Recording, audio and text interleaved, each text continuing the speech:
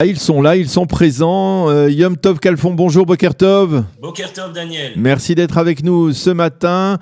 J'espère que Yossi Tayeb, le député chasse, Yossi Tayeb est également avec nous. Yossi, bonjour Boker Tov. Tous les deux, vous êtes là. On a surmonté les problèmes techniques pour vous avoir tous les deux ensemble sur ce plateau, si l'on peut dire en virtuel de Studio Kalita.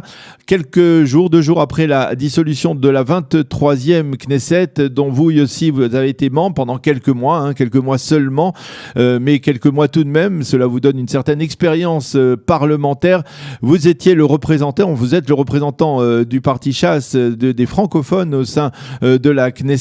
Le premier représentant élu à ce titre-là dans une Knesset, dans un parlement israélien. Et ensemble avec Yom Tov, je voudrais que nous essayions d'analyser, de voir avec vous quel sera l'impact, on va dire, de la communauté francophone. Est-ce que l'on peut espérer que la communauté francophone, à l'issue de cette consultation électorale, de cette campagne électorale qui débute, sera plus massivement représentée à la Knesset pour le bien-être, bien entendu, de l'ensemble de la communauté francophone, des Olim en particulier? Alors, tout d'abord, avant de rentrer dans le vif du sujet, je voudrais tout de même avoir votre appréciation sur ce qui s'est passé avant-hier, sur cette dissolution du Parlement israélien.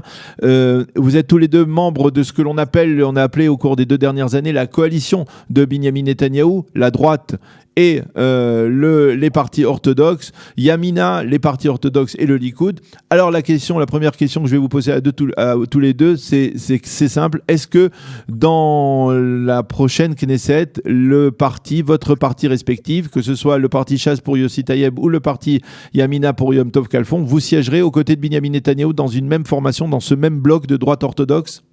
Yossi? Pour nous, oui.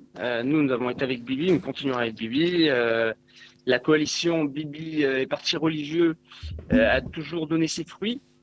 Malheureusement, cette façon de voir les choses, ces dernières élections, on va dire ces 2 dernières années, on est devenus vraiment des anti-Bibi. Il n'y a presque plus d'idéologie, c'est ou Bibi ou pas Bibi, malheureusement. On ne parle plus que de ça. Oui. Et puis d'ailleurs, on voit, l'idéologie gauche a disparu. Et puis il ne reste aujourd'hui, malheureusement, que ou Bibi ou pas Bibi. Donc je pense que bon, c'est un peu malheureux. On a eu pendant des décennies ici en Israël des partis politiques avec des idéologies très strictes. Chacun savait pour qui voter et pourquoi il votait. Malheureusement, ces dernières élections, et à mon avis, la 4e va être encore plus grave, et je reprends le terme, ça va être ou Bibi ou pas Bibi. Oui, alors Yom Tov, qu'est-ce que vous en dites, vous? Parce qu'on a senti que Naftali Bennett, le leader de votre parti, lui est plus hésitant. Bibi, beaucoup de critiques en direction de Netanyahou, mais encore pas un engagement de le quitter dans le cadre de la formation d'un prochain gouvernement. Où on en est à Yamina? Écoutez, mon cher Daniel, je rejoins totalement ce qu'a dit Yossi par rapport à ce qui est devenu en fait une réalité, une polarisation de la vie politique israélienne autour d'un homme depuis 2 ans, qui est aussi la source de ce blocage. C'est-à-dire si aujourd'hui, ça va faire maintenant 2 ans qu'on n'a pas de gouvernement, on n'a pas de Premier ministre élu, en tout cas avec une majorité depuis 2 ans, c'est parce que tout tourne autour d'un homme. Qui est le personnage de Binyamin Netanyahou.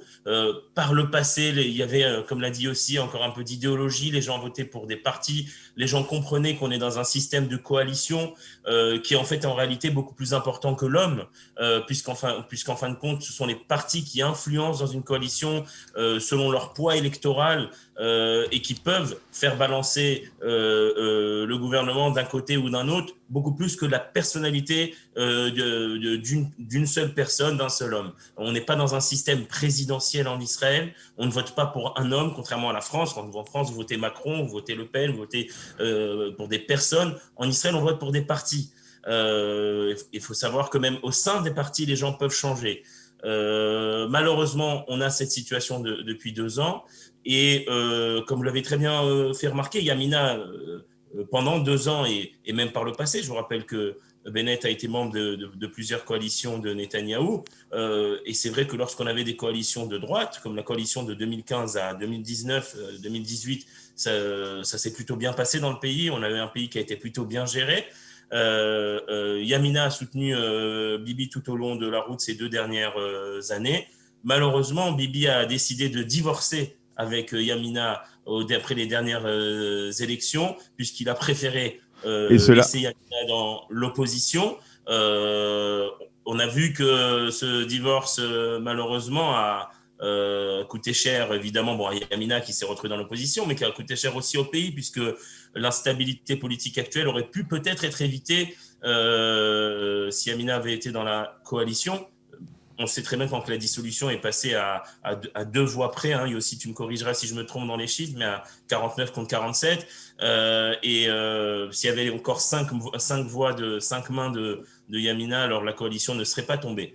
Donc ça, c'est un choix de Bibi Netanyahou pour des raisons, je crois, personnelles et pas pour des raisons idéologiques. Je ne crois pas que Netanyahou, en tout cas, j'espère pas que Netanyahou ait de grands problèmes idéologiques, avec Bennett, qui est certes beaucoup plus à droite que lui, mais j'espère que ce n'était pas les raisons et que c'était plutôt des raisons purement personnelles de ne pas avoir un concurrent dans le gouvernement. Maintenant, ceci étant, pour les prochaines élections, ce que Bennett a fait et a dit, et je crois très justement, Bennett a dit on va sortir du jeu des personnes, on va sortir du jeu du oui Bibi, non Bibi, on va parler des idées, on va parler d'idéologie. Bennett a écrit un programme idéologique, tant au niveau de la gestion de la crise sanitaire, au niveau de la gestion économique. Il a publié un programme pour sortir 500 000 personnes du chômage. Et Bennett a dit aux gens, vous voulez mon programme, vous voulez mon idéologie, votez pour moi. Il s'est proposé évidemment aussi au poste de Premier ministre. Il dit aux gens 2 choses. Il dit, si j'ai assez de mandats pour être élu Premier ministre, alors je serai Premier ministre. Si je n'ai pas assez de mandats, moi, Bennett, pour être élu Premier ministre, je rejoindrai la coalition qui sera le mieux pour ce pays et je ne vais pas, contrairement aux autres partis, boycotter qui que ce soit, dans le sens où Bennett n'est pas rentré dans le jeu de 8 Bibi, non Bibi. Quand même d'accord, peut-être. Il serait quand même d'accord de rejoindre peut-être Tommy Lapide alors. Yair Lapide. Ce qu'il a dit Bennett, mon cher Yossi, il a dit je ne rentre pas dans ces jeux-là. Tout le pays tourne et tourne le pays. Donc on pourrait revoir une coalition Bennett-Lapide comme en 2013-2015 où toutes les valeurs juives israéliennes ont été rayées. D'ailleurs aujourd'hui, en tant que membre de la commission d'éducation, j'essaye encore de réparer les catastrophes de Shai Piron, de cette injustice entre les écoles religieuses et non religieuses, où les écoles religieuses aujourd'hui ne reçoivent que 55% d'aide de l'État par rapport aux écoles Mamlarti qui en reçoivent, qui sont à 100%. Donc il y a eu quand même des catastrophes qui ont été faites et j'en ne cite qu'une. La question, est-ce qu'aujourd'hui Bennett pourrait repartir sur une coalition de ce qu'on avait appris l'alliance, ce qu'on connaissait de 2013-2015, de Bennett-Lapide. Puisqu'en fait, ce qui est important aussi, c'est vrai que Bennett a écrit un programme et aujourd'hui se met en avant et d'ailleurs se propose pour devenir le Premier ministre. La question est, est-ce qu'on va sur de nouveaux partis ou alors on a les partis avec des lignes très strictes, qui savent ce qu'ils veulent, ils savent où ils vont. Ça a 30 ans de politique. Le Likoud, qui en a presque 70. C'est-à-dire que, est-ce qu'on va sur de nouveaux partis qui nous présentent de nouvelles choses, comme Zehoud, d'ailleurs, avait écrit aussi un programme qui n'a amené à rien. Aujourd'hui, est-ce qu'on a besoin d'un Premier ministre avec des ambitions qui sont fortes et qui sont intègres? Je ne critique pas du tout Naftali Bennett. Mais est-ce qu'on a en parallèle, en face de lui, quelqu'un avec quand même des dizaines d'années de politique, quelqu'un de brillant, quelqu'un qui a fait de très bonnes choses pour le pays, et puis qui sait gérer un gouvernement, qui sait gérer des crises aussi. Il ne faut pas oublier qu'une crise comme a géré ces 6 derniers mois Benyamin Netanyahou, je pense que n'importe quel Premier ministre, la coalition serait tombée après le premier mois. sûrement. Donc, la question, encore une fois, est qu'est-ce qu'a besoin aujourd'hui le pays d'Israël? Je pense qu'aujourd'hui, à mon humble avis, le pays d'Israël a besoin, l'État d'Israël a besoin de partis qui sont forts, qui savent ce qu'ils veulent, qui mettent les choses sur la table depuis le début. Les choses sont écrites, sont claires et, bien entendu, il faut aussi respecter ces clauses tout au long de cette coalition. Alors, je vois que vous êtes très intéressé par. C'est vrai que c'est. Je voudrais juste répondre. Rapidement, ça, parce que je voudrais qu'on parle des francophones, hein, en particulier de la Oui, ville. bien sûr. Juste pour ce point. Il faut, au contraire, lorsqu'on parle d'idéologie, lorsqu'on parle. Yamina est parti à droite, parti religieux avec des gens comme Bennett, mais des gens aussi comme Matan Kahana, comme Bezalel Smotrich, et donc des gens à qui on ne doit pas, on n'a pas besoin, j'ai envie de dire, de diplôme, ni de sionisme, ni j'ai envie de dire, d'orthodoxité ou de religiosité de ces personnes-là. Lorsque vous votez pour un parti, vous avez la garantie que ces gens-là vont faire ce qui est le mieux pour Israël, et évidemment qu'ils ne porteront pas atteinte à la Torah et à l'identité juive, puisque c'est leur combat depuis des dizaines d'années. Vous avez rappelé le Likoud. Yamina est héritière du parti Mafdal, du parti Mizrahi, qui a été fondé au congrès sioniste au début du XXe siècle. Donc, alors écoutez, c'est clair. Ce parti se bat pour les valeurs religieuses. C'est le parti qui a créé le grand rabbinat d'Israël à l'époque. Donc, quand on vote pour un parti dont on connaît les éléments qui le forment, il nous reste tranquille au niveau notamment de l'identité juive et au niveau évidemment de l'attachement à la terre d'Israël. Ce n'est pas un parti qui rentrera dans un gouvernement de gauche qui vote pour Oslo, comme l'avait fait à l'époque par exemple le parti Chasse. Bon, d'accord, on a bien compris que vous allez vous lancer des pics l'un et l'autre, mais je voudrais qu'on revienne au sujet de notre débat.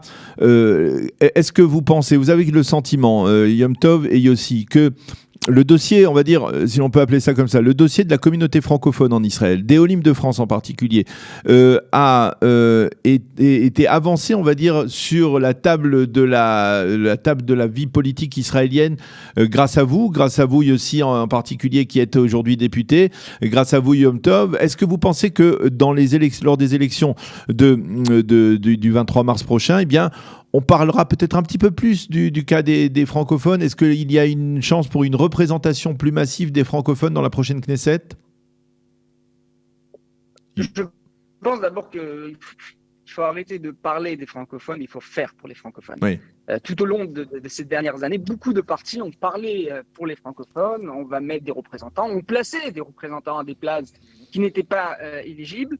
Je pense qu'on est arrivé à un stade, et je le disais à Yom Tov encore il y a quelques temps, on est arrivé à un stade où les représentants des partis doivent, si les francophones les intéressent, il faut commencer à faire avancer leurs représentants dans des listes, à des places éligibles.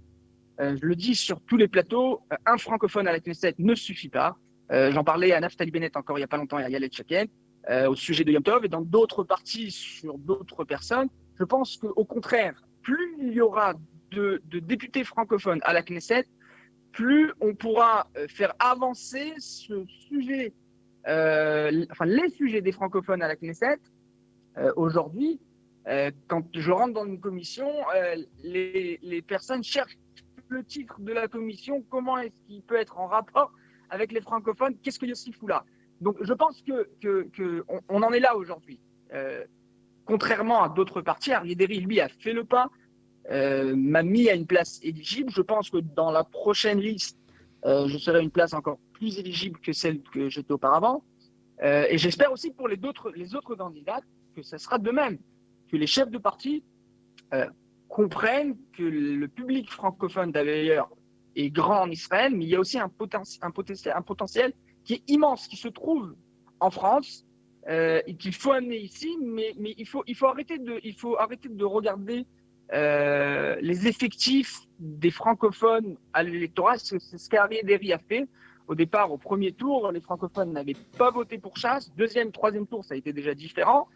Mais il a tenu sa parole puisqu'il m'a dit « Je ne regarde pas l'effectif francophone de ce que j'ai gagné au niveau électorat, mais je regarde de ce que je peux faire pour eux à la Knesset. Il leur faut un représentant, leur mentalité, leur façon de voir les choses, leurs besoins. Et ça, il n'y a qu'un francophone qui peut comprendre les besoins et comment agir au sein de la Knesset pour faire changer les choses. Alors Yom Tov, est-ce que vous avez une promesse de la part de Naftali Bennett d'être avancé dans la prochaine liste électorale du parti de manière à être à une place éligible ? Non, nous n'en sommes pas à l'étape de formation des listes et je n'ai pas de scoop pour vous, en tout cas si c'est votre question, Daniel, ce matin par rapport à l'emplacement des listes. Les listes sont fermées début février et dans la vie politique chaotique de notre pays, nous savons que jusqu'à cette date-là, tout est possible. Alors je vais poser la question autrement. Est-ce que Naftali Bennett, peut-être grâce à l'exemple et au précédent de Yossi Taïeb, comprend qu'il y a une place importante pour un représentant de la communauté francophone dans le parti Yamina à la Knesset? Premièrement, je l'espère, puisque, comme l'a rappelé, je crois, Yossi, Naftali Bennett est le premier à avoir fait, en tout cas, un geste, un pas vers la communauté francophone. Déjà, lorsqu'il était ministre de l'Éducation, il a créé des partenariats avec des associations francophones pour aider les francophones, notamment avec Kalita, le programme Echoubarim, nous le savons, mais aussi avec d'autres associations. Et après, lorsqu'il a créé son parti, qui s'appelait à l'époque le Yamin Hadash, il m'a placé 11e à une époque où ce parti était crédité de 14 mandats dans les sondages. Donc ça, il a fait ce geste-là. Malheureusement, l'histoire a voulu que ce parti n'a pas si bien réussi que ça aux élections et a dû après s'unir avec d'autres formations. Mais pour l'avenir, évidemment, provoquer un décalage. Donc, sur ça, le geste, il a fait. Certes, le geste n'a pas abouti. Et il faut reconnaître, et ça, je rejoins totalement Yossi, que Aryeh Deri, à cette époque-là, qui avait mis 15e, je crois, Yossi, aux premières élections, lorsque j'étais 11e, a fait un geste. Je crois qu'il y a un geste intelligent au niveau politique et aussi au niveau, comme Yossi l'a rappelé, au niveau, je bref, crois, disons-le en quelques mots, il faut que Naftali Bennett suive l'exemple d'Aryeh Deri. Alors, juste Daniel, vous pouvez me laisser finir parce que je ne vous entends pas bien que lorsque vous me coupez. Je crois qu'il faut reconnaître et féliciter Aryeh Deri pour ce geste qu'il a fait de faire passer son candidat de la 15e à la 12e place, bien que, comme Yossi l'a lui-même rappelé, sans forcément de faire tous les calculs électoraux et en allant chercher combien de voix, entre guillemets, il allait gagner. Et c'est tout à son honneur et on est très content d'avoir Yossi comme député à la Knesset. J'ai eu l'occasion de m'asseoir avec lui dans son bureau à la Knesset et de voir à quel point il travaillait dur pour le public francophone. Et je crois qu'en ça, je suis le premier à tirer mon chapeau envers Yossi et envers le parti Chasse. À l'époque, il y a quelques années, j'avais créé avec mon ami Ari Abidou, qui est l'actuel directeur de l'Agence juive à Paris, un mouvement qui s'appelait Allez-nous, que c'était justement le but de renforcer l'implication des francophones dans la vie politique israélienne dans tous les partis. Nous avions aidé à l'époque les francophones à rentrer dans les listes municipales, aussi bien donc des partis du Likoud, de Chasse et des autres partis, mais du Beit Yehudi, etc. Mais le but c'est aussi qu'il y ait des francophones qui avancent dans les listes des différents partis.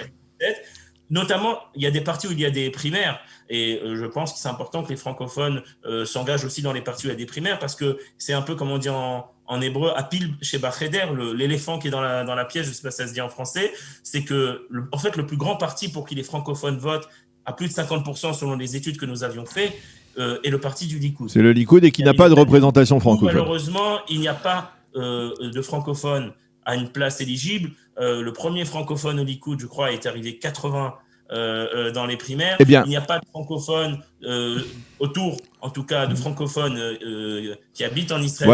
Voilà donc effectivement un défi peut-être faire en sorte que bien dans les principales formations politiques israéliennes aux prochaines élections, bien il y ait au moins un représentant francophone à une place éligible et donc en particulier aussi au Likoud, puisque du côté du parti Chasse ça semble acquis, du côté de Yamina ça semble apparemment acquis, et voilà, on l'espère en tout cas pour le bien de la communauté francophone, des Olim en particulier. Merci beaucoup Yom Tov Kalfon et merci beaucoup au député Yossi Taïeb d'avoir été avec nous ce matin. Shabbat Shalom. Merci à vous, Shabbat Shalom. Shabbat Shalom.